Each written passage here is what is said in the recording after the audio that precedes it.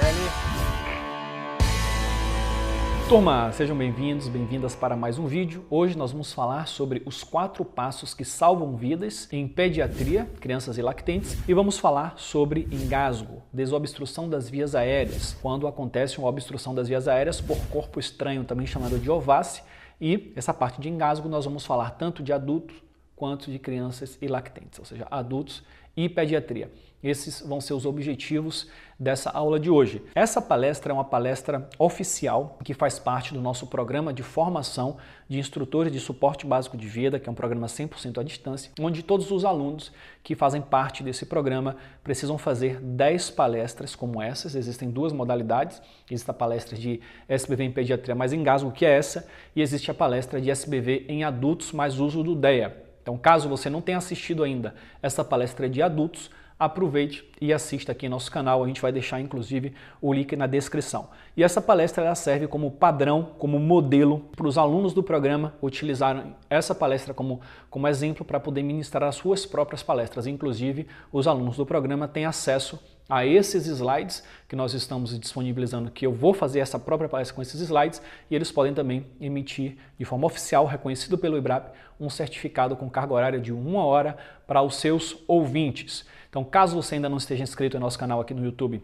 se inscreva, deixa o joinha se você gostar, clica aí no like, que isso ajuda bastante a espalhar. E se surgir alguma dúvida ao longo dessa apresentação, aproveite para digitar aqui na caixa de comentários para a gente gravar vídeos ou até mesmo te encaminhar para vídeos que já respondam eventualmente a essas dúvidas. Muito bem, então vamos lá. O que guia a nossa missão nesse programa é essa missão que aparece aí para vocês: contribuir para zerar as mortes por parada cardiorrespiratória não assistidas adequadamente. Nós temos consciência que não é possível zerar as mortes por parada cardiorrespiratória. Se o paciente tem uma PCR, uma grande parte desses pacientes vai infelizmente evoluir para o óbito, independente de o atendimento ser feito da forma adequada. Porém, para dar uma chance de sobrevida a esse doente, nós precisamos atendê-lo precocemente da forma adequada. Então, contribuir para zerar as mortes por PCR não assistida adequadamente significa dizer fazer o que precisa ser feito para dar uma chance de sobrevida a esses pacientes. E o que é que precisa ser feito? Multiplicar os 4 passos que salvam vidas para a maior quantidade de pessoas possível, tanto profissionais quanto leigos. E é isso que a gente vai estar fazendo aqui hoje nessa palestra com foco em pediatria e engasgo. O suporte básico de vida, como um todo, ele é constituído por todos esses elementos, esses assuntos que aparecem aqui na tela. Conceitos fundamentais, onde nós falamos do tipo de os protocolos internacionais, as cadeias da sobrevivência, o que é uma parada cardíaca, os 4 ritmos de PCR, os 4 passos que salvam vidas, a nossa missão, isso tudo aí são os conceitos fundamentais. Depois existe o assunto de SBV no adulto e o uso do DEA. Então esses 3 primeiros módulos eles são abordados pela outra palestra que nós temos oficial no programa, e depois nós temos SBV em criança, lactente e engasgo, que são os 3 assuntos abordados por essa palestra oficial. Portanto, nós dividimos suporte básico de vida nessas 2 partes, onde nós temos essas 2 palestras oficiais, e aqui vocês estão assistindo a segunda delas. A gente vai revisar algumas coisas de conteúdo, de conceitos fundamentais aqui, mas para você poder aprender mais e se aprofundar, recomendo que assista a primeira palestra. Nesta palestra, então, nós vamos revisar os conceitos fundamentais de SBV, de forma rápida,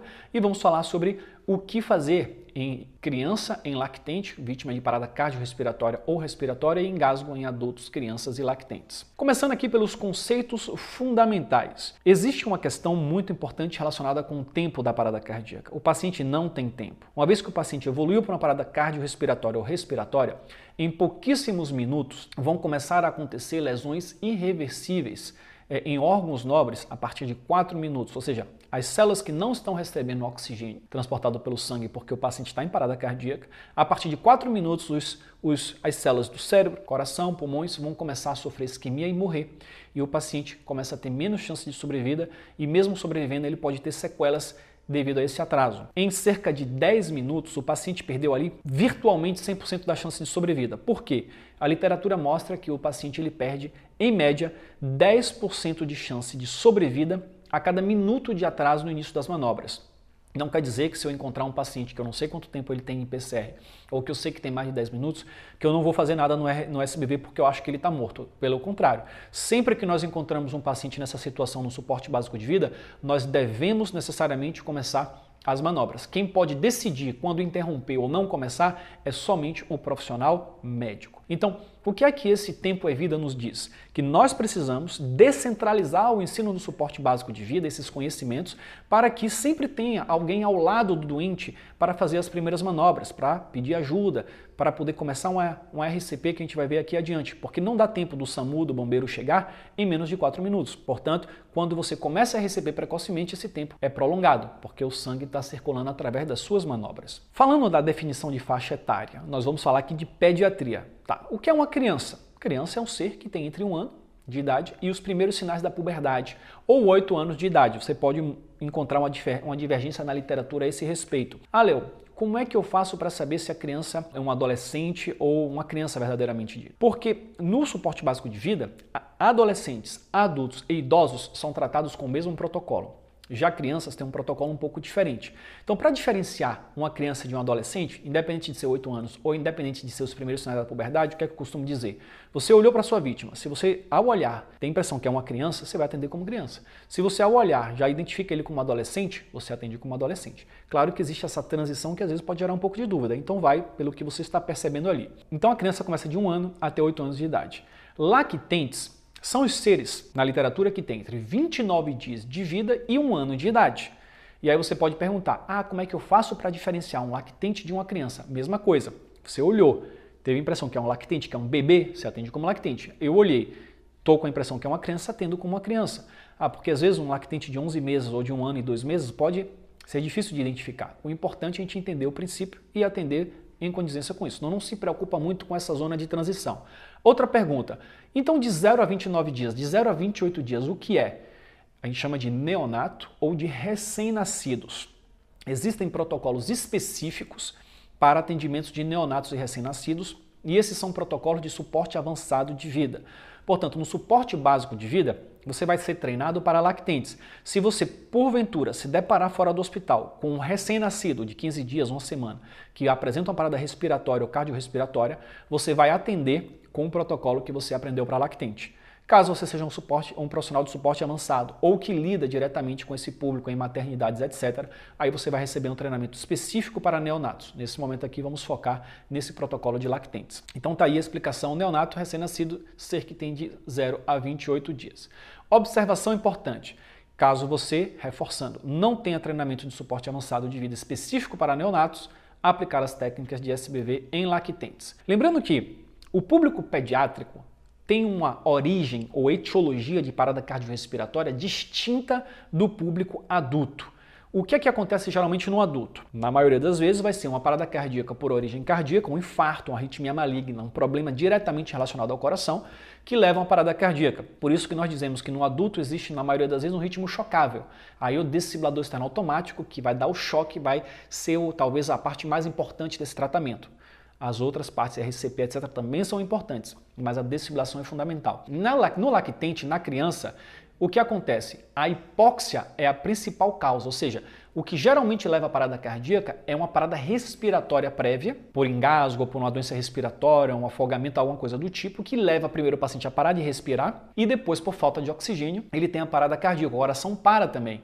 Então, o tratamento mais importante para eles é uma RCP precoce com boas ventilações. A desfibrilação pode ser importante em alguns casos, então a gente vai estar utilizando o desfibrilador sempre que disponível, mas a ênfase nas ventilações em uma boa oxigenação ela acaba sendo um pouco maior do que aquilo que nós encontramos de uma forma geral no adulto. Claro que existem exceções tanto no adulto quanto no lactente na criança que a gente vai estar aprofundando na medida que a gente estuda esse assunto. Quais são então as formas que o coração tem de parar? O coração ele pode parar nesse ritmo que nós estamos vendo aqui, chamado de assistolia, que é a ausência total de atividade elétrica, o coração está totalmente parado. Ele pode parar num ritmo parecido com o ritmo normal. Se a gente está vendo esse eletrocardiograma, parece um ritmo normal, por sinal, o nosso ritmo provavelmente está dessa forma aqui, que é um ritmo sinusal. Porém, o coração pode estar teoricamente com atividade elétrica normal ou até mesmo batendo normal, porém ser uma parada cardíaca, porque não tem sangue circulando, não tem pulso, o paciente não está recebendo sangue no cérebro. Por que isso acontece? Pode acontecer, por exemplo, num sangramento, hemorragia. Então, por mais que o coração esteja funcionando, mas não tem sangue chegando. Se não tem sangue chegando, não tem sangue saindo, não tem ritmo, não tem pulso, não tem perfusão, por isso que a gente chama isso de parada cardíaca também. Essa questão também pode acontecer pela própria hipóxia, que é o que nós estamos falando de pediatria. A criança parou de receber oxigênio, o coração para de receber oxigênio, então o músculo vai batendo cada vez mais fraco e mais lento. Então ele vai gerar uma bradicardia, um ritmo lento e tão fraco, que apesar de estar um pouco em movimento, não consegue gerar um pulso. Então normalmente, na criança e no lactente, o paciente vai parar primeiro numa atividade elétrica sem pulso, não exatamente igual a essa que está representada aqui, uma com amplitude um pouco mais baixa, ou seja, o coração batendo mais fraquinho e mais lento, e, se não revertida, vai evoluir para a ausência total, que seria essa linha reta aí chamada de assistolia. Depois nós temos os ritmos chocáveis, que tem indicação de choque. Ataque cardioventricular, muito frequente em casos de infarto ou de arritmia maligna, onde o coração começa a bater muito rápido e de forma ineficaz. E a fibrilação ventricular, onde existe uma bagunça completa, o coração começa a tremular, recebendo estímulos para contrair de todos os lugares. Para resumir, dentro do coração nós temos um pontinho chamado de nó sinusal, que é o responsável marca-passo por ditar o ritmo. Vai, coração, contrai, contrai, contrai. De repente ele perde o comando e alguma outra região do coração, não especializada nesse comando, começa a querer mandar esses estímulos. E aí podem gerar arritmias malignas, como é o caso da taquicardia ventricular e da fibrilação ventricular.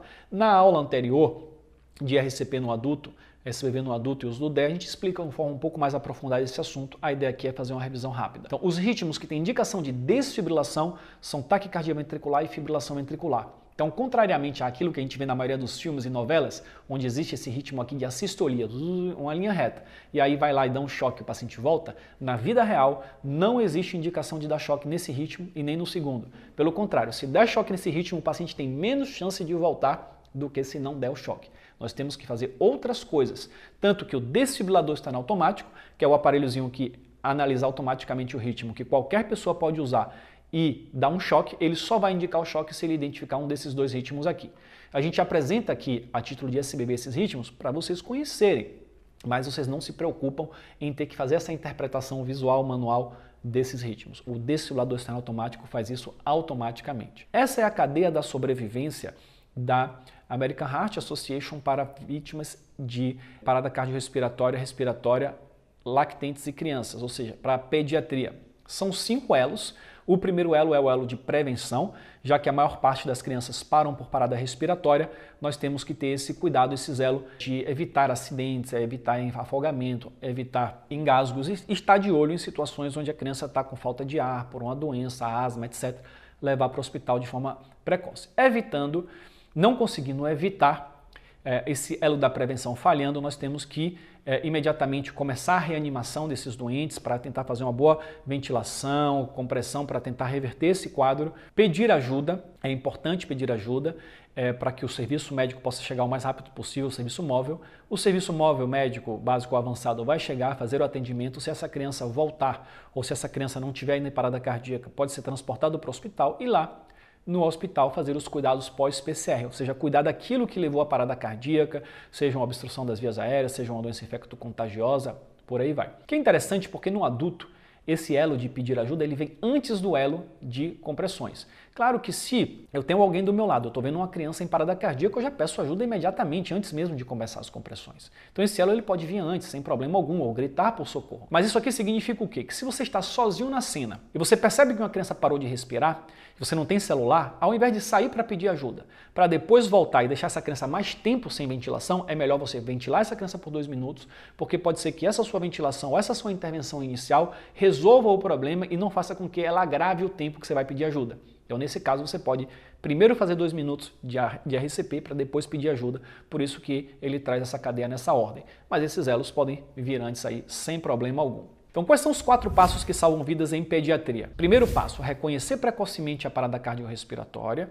Isso é a mesma coisa do adulto. Inclusive, os 4 passos são iguais no adulto. Segundo passo, pedir ajuda adequadamente. Terceiro passo, fazer um RCP de alta qualidade, com compressões e ventilações. E quarto passo, usar o desfibrilador externo automático assim que disponível.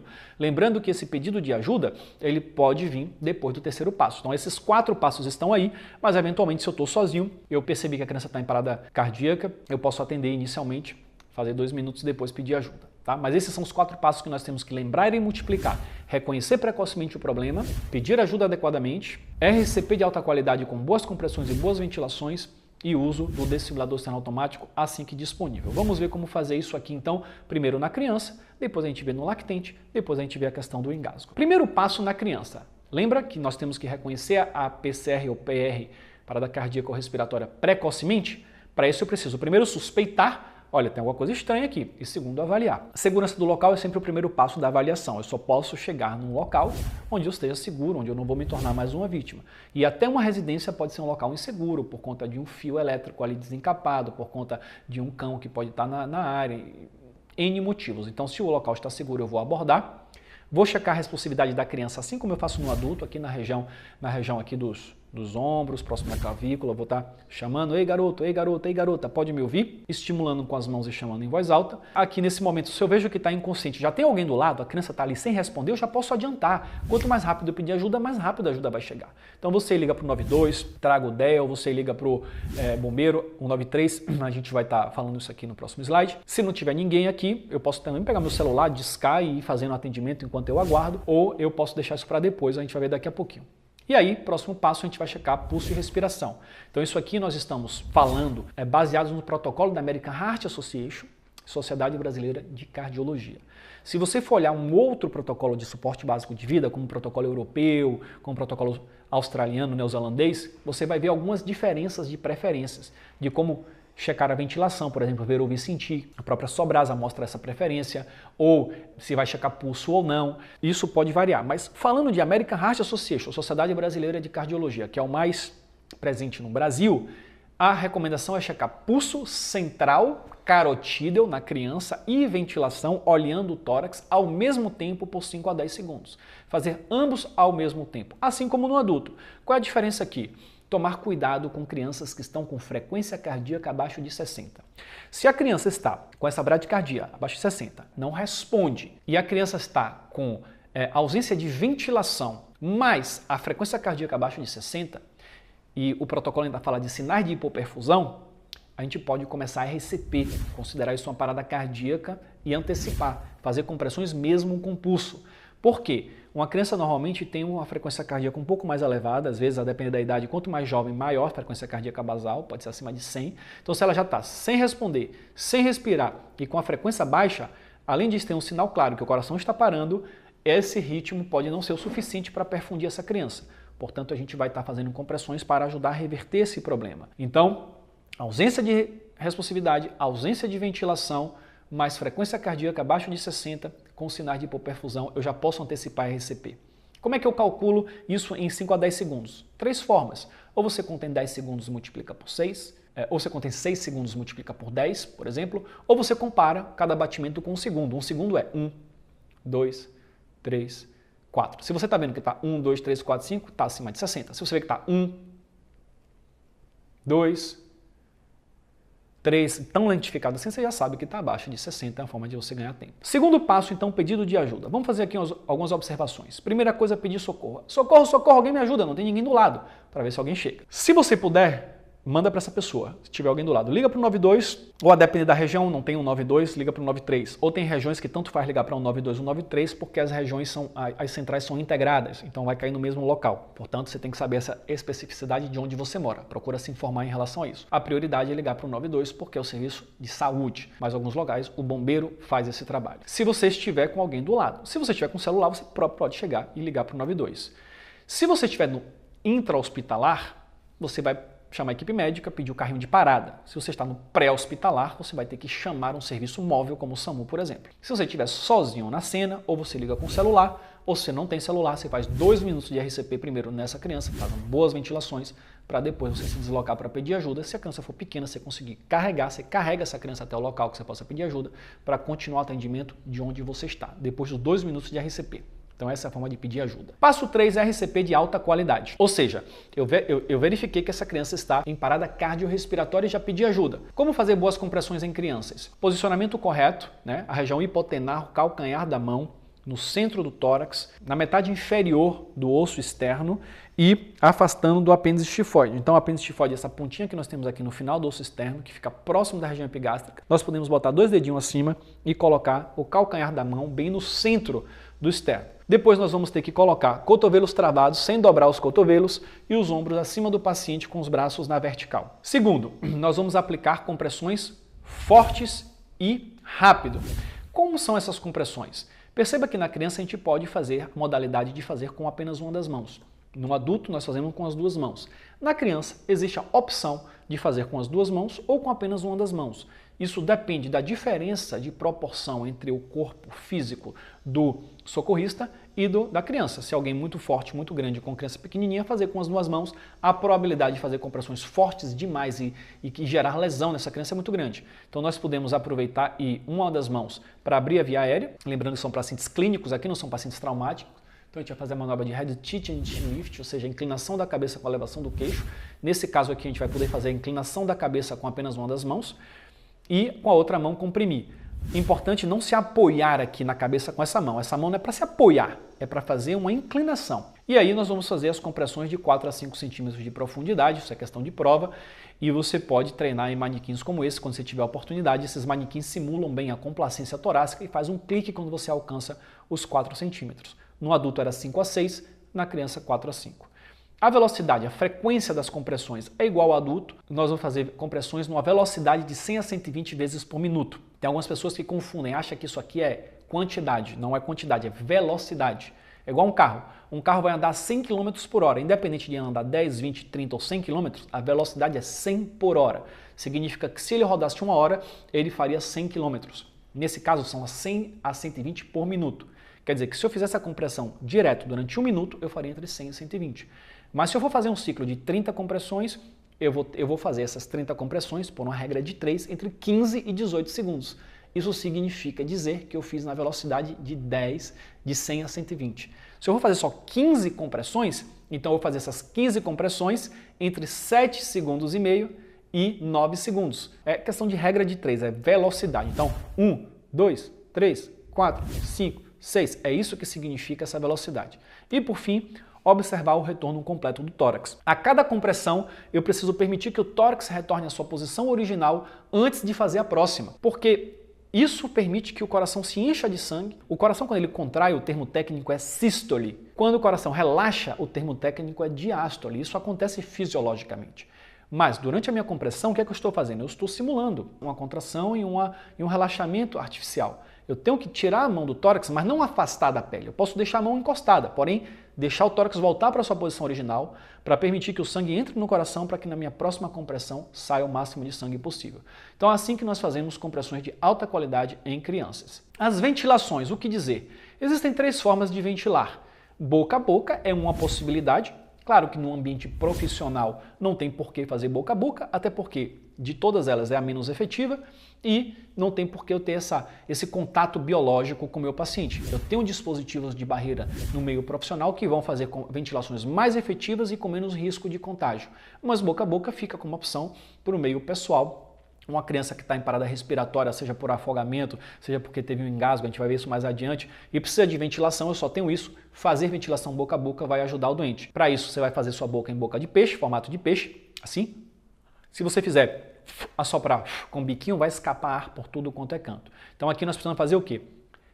Tapar a narina do doente, abrir a via aérea, ocluir 100% a boca com a boca de peixe e ventilar observando a elevação do tórax. Ventilei, observei. A quantidade de ar suficiente para fazer uma pequena elevação do tórax. Cuidado para não insuflar ar demais e fazer insuflação gástrica, porque isso vai trazer prejuízos para o seu paciente. Então, boca a boca é uma opção que fornece ali uma fração de oxigênio de 17%, que é a fração que nós expiramos. Segunda opção, máscara de bolso, também conhecida como pocket mask, é o nome mais popular dela, mas a máscara de bolso, que também fornece 17% de oxigênio, porque sou eu que estou assoprando, e vai ser posicionada no rosto do paciente dessa forma que está aqui, evitando um contato direto, E tem uma válvula, que é essa pecinha azul que a gente está vendo aqui, pode vir em outra cor, que vai fazer com que o ar vá para o doente, de mim para o doente, mas porém não faz com que o ar retorne do doente para mim, me protegendo de algum tipo de contágio, algum vírus, alguma coisa que pode vir, uma gotícula, pode me proteger,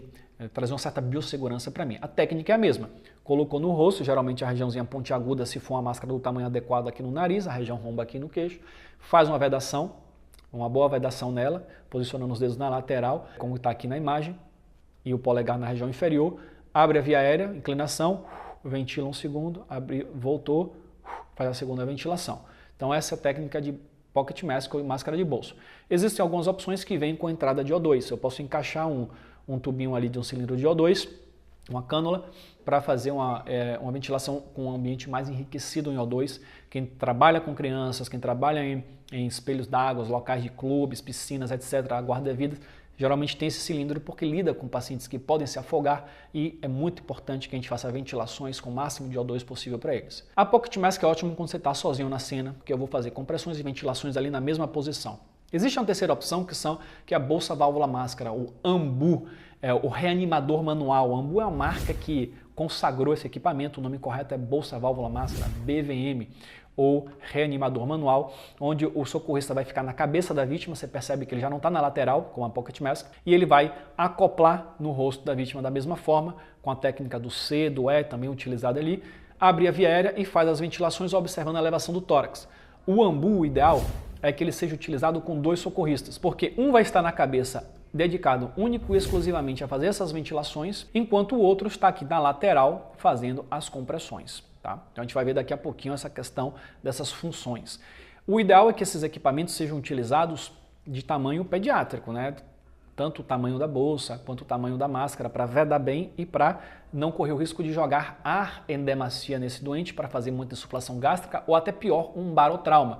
Mas eventualmente pode ser que não haja o dispositivo tamanho pediátrico e aí você pode utilizar um dispositivo tamanho adulto. Existe uma recomendação desses dispositivos, você pode utilizar a máscara, se for uma máscara de adulto, se a criança tiver um rosto mais curtinho, invertido. Ao invés de colocar a região pontiaguda aqui na pirâmide nasal, a região romba aqui embaixo, você pode fazer o contrário, colocar a região pontiaguda na mandíbula, porque a criança, quanto menor o desenvolvimento da mandíbula, então fica mais fininho embaixo, e como o rostinho é mais curto, a região romba, ela pode vir aqui na testa, né, na região frontal e fazer uma vedação melhor. Depende do equipamento que você tem e depende do tamanho da sua vítima, uma coisa que você vai ter que ver na hora o que é que acopla melhor. Importante, se eu estou com um dispositivo de adulto, a quantidade de ar que eu vou insuflar é sempre, independente da idade do paciente, é sempre guiada pelo que eu estou vendo de elevação torácica. Estou ventilando, não está elevando o tórax? Pode ser que a via aérea esteja obstruída ou pode ser que o doente esteja com a via aérea fechada. Você tem que fazer uma abertura das vias aéreas com inclinação da cabeça e aí você ventila observando a elevação do tórax. Então essas são as formas de ventilar uma criança. Então se você estiver sozinho na cena, você vai fazer 30 compressões, 2 ventilações, 30 compressões, 2 ventilações, você vai fazer ciclos de 30 para 2, assim como no adulto. Então, para comprimir, você vai fazer 30 compressões em 15 a 18 segundos. E para ventilar, você tem 5 a 10 segundos para fazer 2 ventilações. Ou seja, terminei, vou lá, abro a via aérea, uma ventilação, retorno o tórax, 2 ventilações, retorno o tórax, né? O tórax vai expandir, vai voltar, e aí eu retorno. Tenho 5 a 10 segundos para fazer isso. Se eu estou atendendo em equipe, já tem alguém ali posicionado na cabeça, a gente vai mudar. A gente vai fazer 15 compressões para 2 ventilações, com o objetivo de aumentar a frequência ventilatória para trazer mais oxigênio para esse doente. Lembrando que o paciente pediátrico, a suspeita normalmente dele, existem exceções, é que seja uma parada por hipóxia, esse doente vai se beneficiar de oxigênio.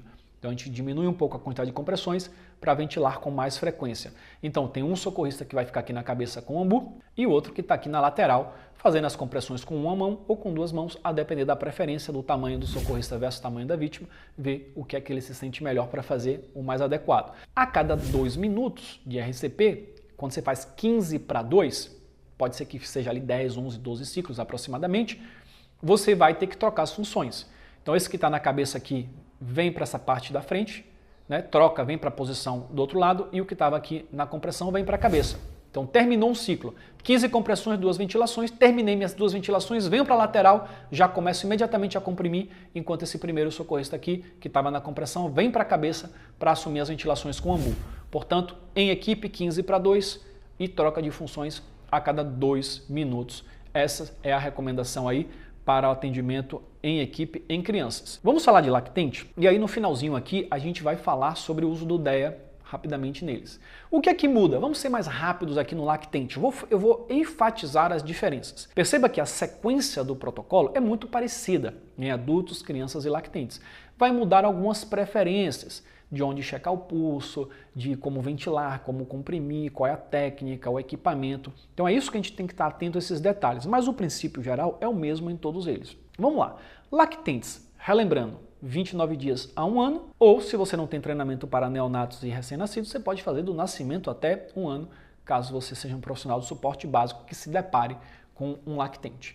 Os 4 passos que salvam vidas, revisando. 1. Reconhecer a PCR precocemente. 2. Pedir ajuda adequadamente. 3. RCP de alta qualidade, com boas compressões e boas ventilações. E 4. Uso do DEA assim que disponível. Vamos lá. Passo 1. Suspeitar e avaliar. O que é que vai mudar? Segurança do local muda alguma coisa? Nada. Mesma coisa. Responsividade muda alguma coisa? Muda. Adultos e crianças a gente fazia aqui, ó. Não é isso? Lactente na planta do pé. Ei, bebê, porque ele é menorzinho, essa região é mais frágil e o pé é muito sensível, tem muitas terminações nervosas, portanto ele vai reagir se você der esses tapinhas na planta do pé. Se ele está inconsciente, você vai tentar estimulá-lo dessa forma. Depois pedir ajuda, que é o mesmo raciocínio de criança, você viu que o raciocínio de criança mudou em relação ao raciocínio de adulto, lactente é o mesmo raciocínio de criança, e pulso e respiração. O que é que muda aqui? O pulso de adultos e crianças, lembra onde era? Pulso central, carotídeo, era a forma de checar. No lactente, o pescoço é muito pequenininho, já é difícil checar pulso em adultos e crianças, tanto que o protocolo te deixa muito à vontade. Caso você não queira checar pulso central, você pode muito bem, ao ver que o paciente está irresponsível e não ventila, você já pode começar a RCP. Inclusive ele fala que leigo não pode checar pulso central, e profissional de saúde só deve checar pulso central se ele é treinado, experiente e confiante nesse procedimento, porque a taxa de erros de você achar pulso em quem não tem ou você não achar pulso em quem tem é muito grande. Portanto, não tem problema você começar a RCP se você identificou que o paciente não responde e não respira. Mas se você é um profissional treinado e você for checar o pulso do lactente, então checa o pulso braquial. Aqui. Entre o bíceps e o tríceps, o sulco braquial, é nessa região que você vai checar o pulso. Você tem que treinar, até porque o vaso do lactente é muito pequenininho, se você botar muita força, você vai interromper o fluxo e não vai sentir pulso mesmo. Então tem que ter a sensibilidade, a força adequada, por isso que tem que treinar muito em pacientes que estão saudáveis, todo bebê que você encontrar lava a mão direitinho, pede licença e checa, e também em pacientes doentes que estão internados, às vezes um pouco debilitados, para a gente entender essas nuances. Então você vai checar pulso e respiração, ao mesmo tempo, pulso central no lactente. E aquela observação que a gente fez para a criança, lembra? Pulso abaixo de 60, com sinais de hipoperfusão, também se aplica aqui em lactentes. É o mesmo raciocínio. O lactente normalmente tem uma frequência maior, acima de 100. Se ele já não responde, se ele já não respira, se ele está com o pulso abaixo de 60 e ainda tem sinal de hipoperfusão, mesmo com pulso você pode fazer sua RCP e começar suas compressões. Pedido de ajuda, mesmo raciocínio. Gritar por socorro se estiver sozinho na cena, ligar para o 92 ou 193, a depender do local, APH, chama o médico, a equipe médica, carrinho de parada e sozinho na cena, se possível você liga no celular, se não você faz 2 minutos de RCP, depois se desloca com o bebê no colo, pede ajuda onde você puder e continua o atendimento de onde você parou. Mesmo raciocínio que nós fizemos para a criança. RCP de alta qualidade, compressões cardíacas. Muda alguma coisa? Muda sim. Olha só o posicionamento. Ao invés de ser com 1 ou 2 mãos, como era na criança, agora é com 2 dedos. Tórax é menor, é mais frágil, a complacência é menor, 2 dedinhos são suficientes. Você pode pegar o indicador e o dedo médio, às vezes tem uma diferença muito grande entre esses dedos, eventualmente esses 2 aqui está melhor, você usa esses 2. Os 2 dedinhos no centro do tórax, metade inferior do externo, afastando do apêndice tifoide, a mesma técnica vai aprofundar aqui. A outra mão pode servir para manter a via aérea em posição neutra. O lactente não se abre via aérea através da hiperextensão da cabeça. Mantém a cabeça em posição neutra. A tendência do lactente é, por conta da região occipital proeminente, ele ficar com a via aérea fechada. Então o que a gente vai fazer? Colocar em posição de neutralidade para a via aérea ficar pérvia. Força, 4 centímetros de profundidade aproximadamente. No adulto era quanto? 5 a 6. Na criança era quanto? 4 a 5. No lactente, aproximadamente 4. Isso aqui é mais questão de prova. Na prática, você vai vendo isso aí. Você tem que ir treinando, se possível, em manequim sempre que você tiver essa oportunidade. Velocidade, não muda nada. 100 a 120 compressões por minuto, aquela frequência 1, 2, 3, 4. Não tem que fazer mais rápido ou mais lento, a depender se é adulto, criança ou lactente, sempre na mesma velocidade. E o retorno completo do tórax a cada compressão, a mesma lógica que nós explicamos na aula de criança. O coração precisa se encher de sangue novamente antes da próxima compressão. Ventilações. O que é que muda aqui? Ao invés de ser boca a boca, é boca, nariz, boca. A narina do lactente e a boca são muito próximas. Então você vai fazer sua boca de peixe e vai englobar as narinas e a boca, vedando bem e não vai fazer hiperextensão. Posição de neutralidade, aquela ventilaçãozinha com pouco ar, porque o tórax, os pulmões têm uma capacidade ainda menor, elevou um pouquinho, voltou, é a forma correta de fazer a ventilação. Se você for fazer com a máscara de bolso ou pocket mask, o ideal é que utilize uma máscara tamanho neonatal, tamanho lactente, que vai vedar melhor na face. Existem uns modelozinhos assim circulares de silicone que você pode estar adaptando. Eventualmente, se você for utilizar uma máscara de adulto ou de criança que esteja muito grande para o bebê, você pode fazer na posição invertida para ter uma melhor vedação. Cuidado com a quantidade de ar, suficiente para levar o tórax. Mesma observação por o AMBU, reanimador manual ou bolsa válvula máscara, né? São sinônimos. Eu vou utilizar preferencialmente um pequenininho aqui, tamanho lactente, onde eu estou na cabeça em posição neutralidade, a ventilaçãozinha com a quantidade de ar suficiente para fazer elevação do tórax. Atendimento em equipe. O que é que muda aqui? 15:2 também. Com um socorrista, você está sozinho na cena, é 30:2 em adultos, crianças e lactentes. Fechado? Se está com 2 socorristas em equipe, no adulto, continua 30:2. Agora, em crianças e lactentes, é 15:2, para a gente fazer uma maior quantidade de ventilações. E aí, o que é que muda também? A posição dos socorristas. Enquanto você estava com um socorrista apenas na lateral, fazendo a compressão com 2 dedinhos, quando você está em equipe, no lactente, fica um na cabeça, um nos pés, como está aqui na imagem, e quem está nos pés, ao invés de comprimir com 2 dedinhos assim, ele vai comprimir com os polegares. Então vai pegar o tórax aqui entre as mãos e fazer as compressões com os polegares na região do metade inferior do externo, afastando do apêndice tifoide, e todo o resto se mantém. Retorno completo do tórax a cada compressão com esses devidos cuidados.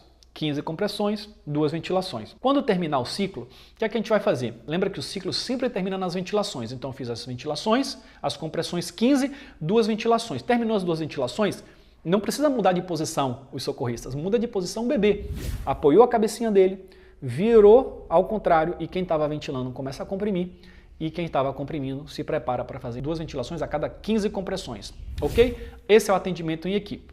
Então tá aqui, socorrista 1, se a vítima é posicionada nos pés da vítima, realiza compressões cardíacas com 2 polegares. Socorrista 2 se posiciona na cabeça da vítima, mantém viárias abertas e aplica ventilações com um AMBU, ou reanimador manual, BVM, como preferir chamar. Troca de funções, inverte a posição do lactente, apoiando na região cervical, os socorristas mantêm a mesma posição.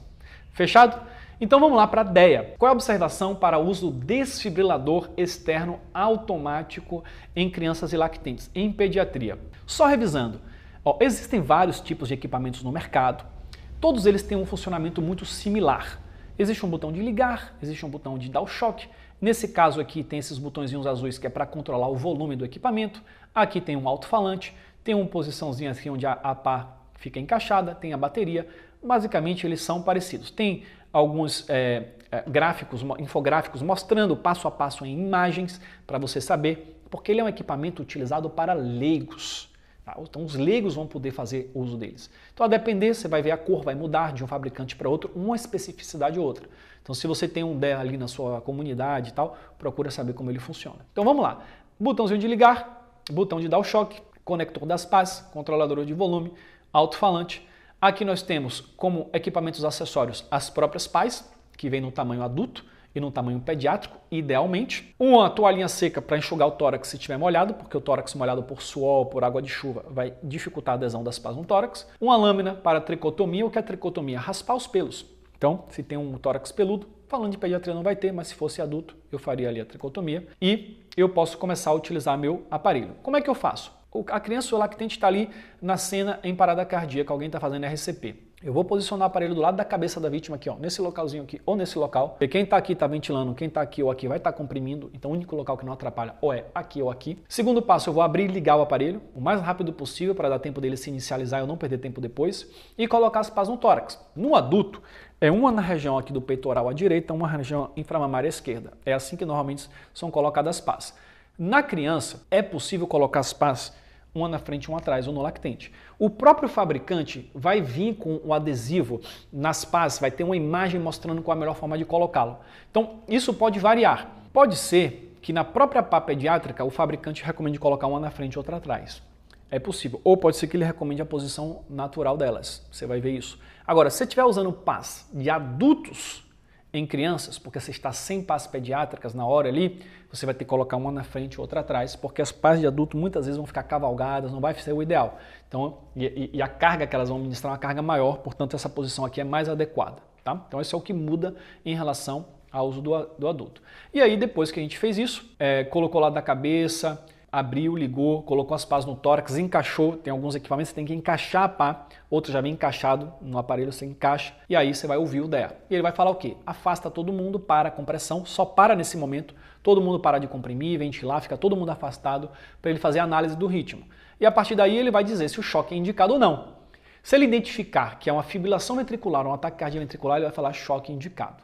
Se ele identificar uma sistolia, uma atividade elétrica sem pulso, com atividade elétrica, ele vai falar choque não indicado. Então, se ele falar choque indicado, todo mundo afasta, ele vai levar mais alguns segundos para carregar, e aí você fica ali, ele vai falar aguarde carregando. E aí quando ele estiver carregado, ele vai fazer bip e vai começar a piscar o botãozinho de dar o choque.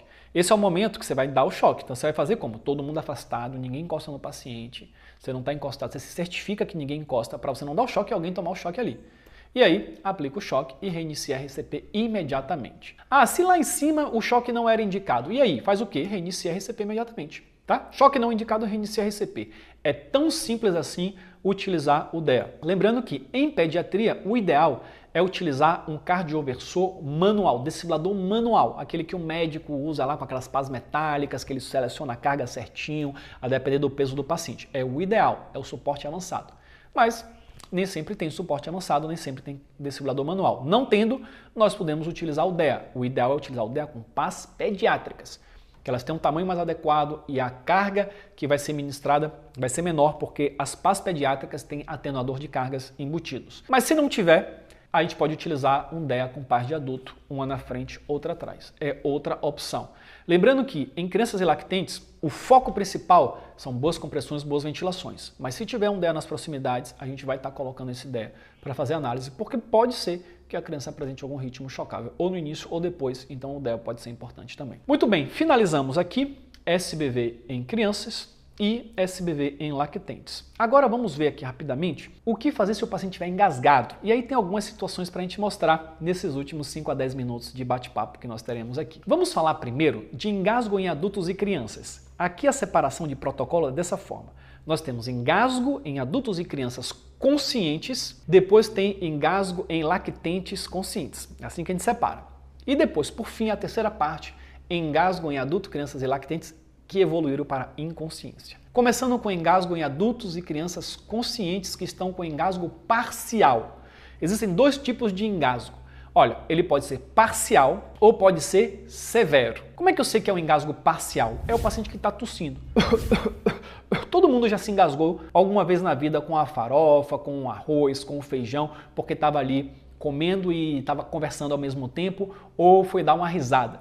Por isso que comer sem falar não é uma questão de simplesmente educação, é uma questão de sobrevivência. Porque você pode se engasgar se você estiver comendo e falando. Por quê? Quando você fala ou você ri, circula ar na sua via aérea. Se circular na sua via aérea, a epiglote, que é a membrana que fecha a via aérea, ela abre para passar o ar. E se tem comida ali, pode ser que a comida seja sugada pelo esse ar para o pulmão. Aí você engasga. Então por isso você tem que comer calado e você vai dessa forma ter a sua via aérea fechada e o ar e a comida vai toda para o esôfago. Portanto, se o paciente engasgar de forma parcial, vai começar a tossir. A tosse é o melhor mecanismo de defesa. Então, o que é que você vai fazer? Vai, tussa mais, força, concentra, para ver se a própria tosse, que é um mecanismo natural de defesa, consegue estimular a saída desse objeto, desse corpo estranho. Se o paciente conseguir desengasgar, ele pode até começar tossindo, continuar tossindo um pouco, incomodado, porque teve alguma lesão, arranhou um pouquinho ali a mucosa, e a depender se é possível até que haja necessidade de ir para a emergência para ver se não há nenhum inchaço ali, se ainda não ficou algum resíduo, principalmente quando é uma espinha de peixe, alguma coisa do tipo. Mas se o paciente está mais confortável, é que isso pode ter sido resolvido com a simples tosse. Ou pode ser que o paciente ele evolua de um engasgo parcial por engasgo total. Ou ele pode já começar com engasgo total. O que é isso? Ou severo, né? A mesma coisa. Total ou severo são sinônimos. É aquele paciente que está comendo alguma coisa e de repente ele bota a mão aqui, ó, e aí não passa mais ar. Qual a diferença? Isso é uma emergência. Enquanto o engasgo parcial era uma urgência, o engasgo total é uma emergência, porque é uma parada respiratória. O paciente não consegue mais, ó, Ele tenta puxar, não consegue falar, não consegue emitir som, não consegue chorar, não consegue gritar, não consegue nada. Porque para emitir algum som precisa circular ar. Se esse corpo estranho está obstruindo 100%, seja um brinquedo, um objeto, comida, até mesmo líquido pode fazer isso, um líquido mais espesso pode fazer isso, aí a gente tem que intervir. A tosse não vai estar presente. Nesse caso, o paciente pode apresentar esse sinal aí, chamado de sinal universal da asfixia, quando ele coloca assim a mão no pescoço para mostrar que não consegue. Aí, nesse caso, eu vou ter que estimular a tosse. American Heart Association, Sociedade Brasileira de Cardiologia, eles recomendam a manobra de Heimlich como sendo a manobra de primeira escolha para desengasgar os adultos e as crianças. Não significa dizer que seja a única. A própria American Heart Association cita que tem outras opções, como compressões torácicas nessa mesma posição, só que ao invés da mão estar aqui no abdômen, colocar a mão no tórax, ou a própria tapotagem nas costas, ficam como opção. Mas por uma questão de simplicidade, de uniformização, de padronização, a American Heart recomenda que todos façam essa manobra que foi inicialmente descrita por Heimlich. Portanto, ela ficou com o nome de manobra de Heimlich, mas que você também pode chamar de manobra de compressões abdominais. Em outros protocolos, como europeu, como sul-africano, como australiano, você vai ver que essa preferência pode mudar. Ele vai ou mandar alternar compressões abdominais com tapotagem nas costas, ou compressão abdominal, ou compressão torácica com tapotagem nas costas. Isso pode mudar, você pode ouvir isso de outra forma. Porém, aqui vamos padronizar que o que nós devemos fazer são compressões abdominais, onde você vai colocar essa região aqui da mão, do polegar e do dedo indicador, um pouco acima do umbigo do paciente. Você vai abraçar o paciente. Obviamente, primeiro você vai chegar na frente. Olha, tá engasgado? Sim, eu vou te ajudar. Você vai atrás, afasta um pouquinho as pernas, encaixa uma das suas pernas entre as duas, fica um pouco na lateral assim e abraça o paciente e faz compressões fortes. Ele descreve como para dentro e para cima, porque o que você quer é aumentar a pressão intraabdominal, jogar o diafragma para cima para diminuir o volume dos pulmões e forçar o ar residual dos pulmões a sair, que é a única saída que ele tem é pela boca. Então, aumentando a pressão, espera-se estimular uma tosse artificial e fazer com que esse objeto saia. Por isso que essa é a manobra correta. Ou você pode resolver isso, o paciente ele pode ter uma resolução, nem que seja uma resolução parcial, o engasgo total virou um engasgo parcial, o paciente começou a tossir, aí você incentiva a tosse. O objeto pode sair, o paciente voltar a ventilar. Aí você ajudou, você tirou o paciente de uma situação de emergência, você salvou a vida dele. Ou, infelizmente, se o paciente ficar muito tempo com engasgo total, não vai ter oxigênio, o cérebro faltando oxigênio, em poucos segundos ou minutos, ele pode ficar inconsciente. Puf, o paciente apaga, fica inconsciente. Se ele ficar inconsciente, aí a gente entra no protocolo para vítimas inconscientes que a gente vai ver daqui a pouquinho, ok? E aí, em adultos e crianças, então qual é o passo a passo para a manobra de Heimlich? Passo 1, se identificar, confirmar o engasgo e oferecer ajuda. Passo 2, se posicionar atrás da vítima, afastar os pés na largura dos ombros. Aqui o passo 2. Passo 3, posicionar a mão dominante fechada acima da cicatriz umbilical. Passo 4, posicionar a outra mão cobrindo a primeira. Passo 5, aplicar golpes fortes em J, né, que seria assim, de baixo para cima, em direção ao diafragma. Passo 6, repetir o passo 5, né, continuar esses passos até o paciente expelir o corpo estranho, ou evoluir para o engasgo parcial, ou ficar inconsciente, aí muda o protocolo. Então esse é o passo a passo para a nossa manobra. E agora, situações especiais. Se você está com uma criança, faz o quê? Como ele é menorzinho, pode ser que você precise ficar ajoelhado para fazer essa manobra. Então você se ajoelha e faz essa manobra. Se o paciente é um gestante ou um paciente obeso, a gente não vai poder fazer compressões abdominais. Na gestante, porque você pode causar um risco de gerar uma lesão, um aborto, uma hemorragia. Então você pode fazer na região torácica, até porque não é comprovado que abdominal seja melhor do que torácica. A American Heart faz por uma questão de padronização. Ou no obeso você pode não conseguir abraçar para ter força suficiente para fazer a compressão. Na região torácica você vai ter mais força para estar fazendo esse teste. Aí existe a situação se o paciente está sentado no chão, você pode se apoiar atrás dele. Se ele está em decúbito dorsal, tenta sentar esse paciente para fazer, ou eventualmente faz uma compressão abdominal com ele deitado, desde que ele esteja consciente. Se estiver inconsciente, nunca fazer compressão abdominal com o paciente inconsciente deitado no chão.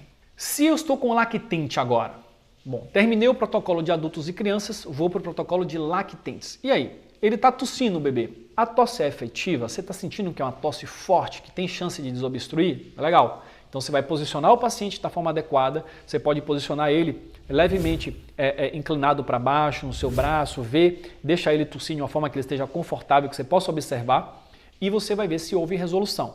Se houve resolução, beleza, você vai observar, ver o que aconteceu ali e ficar de olho nele para ver se não evolui desfavoravelmente. Se você percebe que essa tosse não é efetiva, aquela tossezinha, e vê que ele está engasgado, ou que era uma tosse efetiva que evoluiu para uma tosse inefetiva, ou que ele não está tossindo, aí a gente vai ter que realizar as manobras, a gente vai ter que intervir nele. E as manobras são um pouquinho diferentes. Como é que a gente vai fazer a manobra no lactente? São compressões torácicas e tapotagem nas costas, como a gente vai ver. Se as compressões não resolverem o problema, as manobras, e ele evolui para inconsciência, aí a gente entra no protocolo de inconsciência. Então, qual é o passo a passo aqui antes de falar de inconsciência para o bebê? O bebê que está inconsciente, vou pegar até aqui um bebezinho para mostrar para vocês.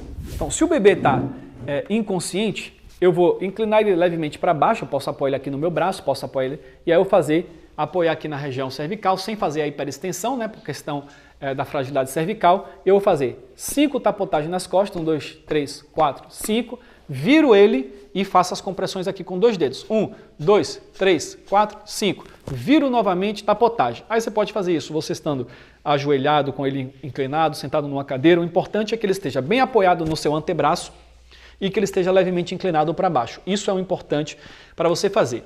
Caso você esteja orientando essa manobra por telefone para um leigo, eu recomendo que não ensine a fazer compressões torácicas e tapotagem, vai ficar complicado. Como é que eu já orientei algumas vezes?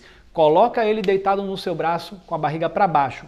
Bora, segura a mandíbula dele com sua mão e bota ele para deitado. E bate no meio das costas aí, na região de cima, entre as escápulas, com força. Vai, 1, 2, vai batendo aí, vai batendo até ele desengasgar.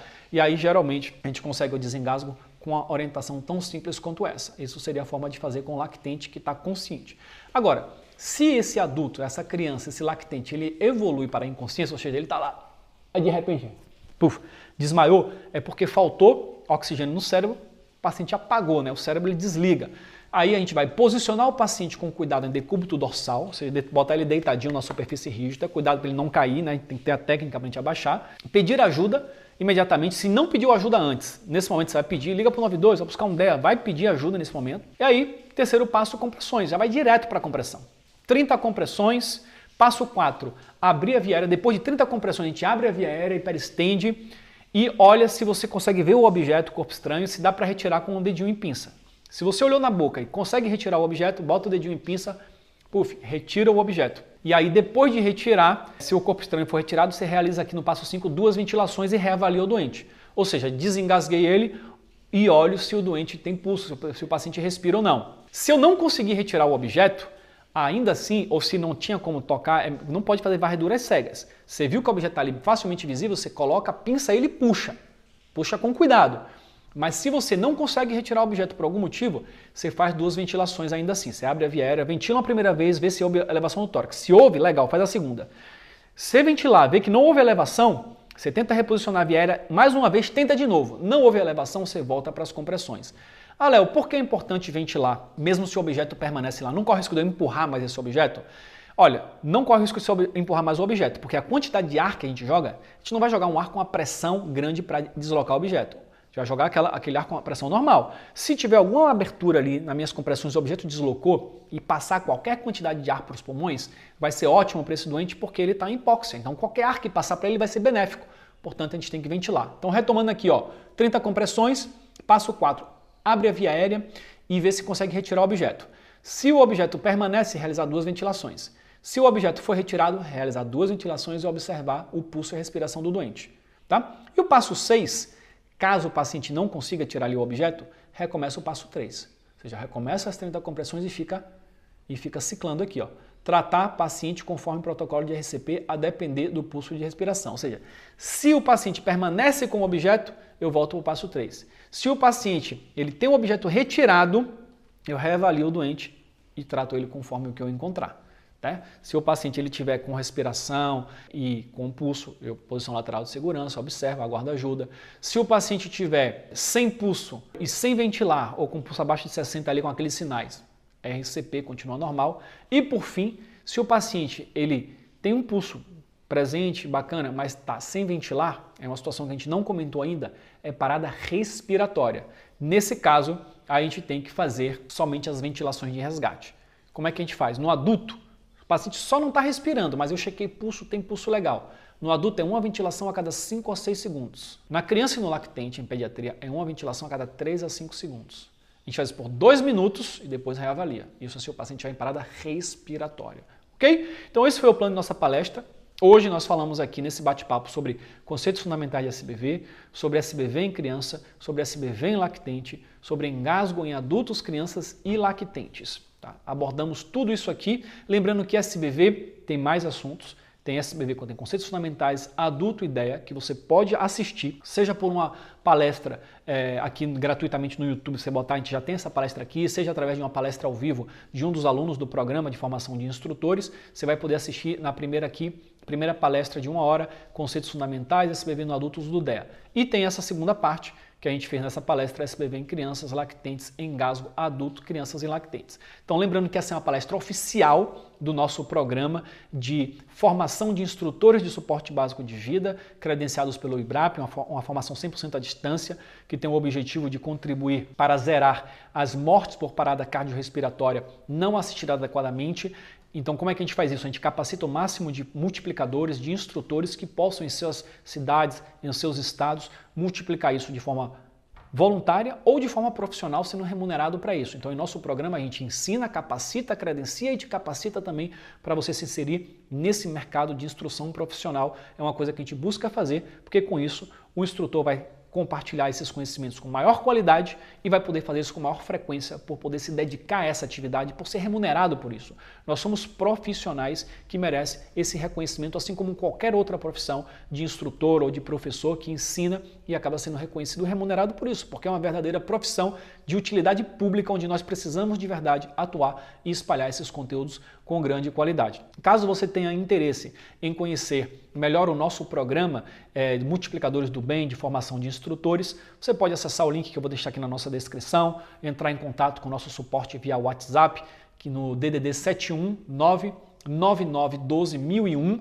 pode entrar em contato diretamente para você obter informações, entrar em nosso site. Você pode ver se de repente tem alguma turma aí aberta ou se você pode fazer parte da próxima turma para você se credenciar como instrutor, instrutora e poder fazer esse programa, essa palestra de forma oficial dentro do seu processo de formação, de treinamento, inclusive emitindo certificados de participação de 1 hora para os seus ouvintes. Então, obrigado para quem o acompanhou até aqui. Se você estiver no YouTube vendo esse vídeo, deixe o seu joinha, isso é muito importante. Se inscreva no canal do IBRAP aqui no YouTube, ative as notificações. Pode deixar seus comentários, sugestões, dúvidas aqui, que a gente vai interagir e de repente gravar mais vídeos específicos para isso. Se você já é um aluno do programa e você está assistindo essa palestra, então eu te desejo sucesso, boa sorte na elaboração e saiba que estamos aí no background, no suporte ao aluno, disponível para tirar todas as suas dúvidas. Lembrando que essa palestra ela é feita tanto no modelo digital, através de uma webconferência, um aplicativo como o Teams, como o Zoom, é possível ser feito dessa forma e também é possível ser feito no formato presencial. Os nossos alunos fazem em ambos os formatos durante a sua formação, porque isso acaba trazendo um treinamento para a habilidade importante que é essa comunicação digital e a comunicação presencial. Obrigado por terem acompanhado até aqui, estamos juntos, um grande abraço, até a próxima, tchau, tchau. Positivo, TSL.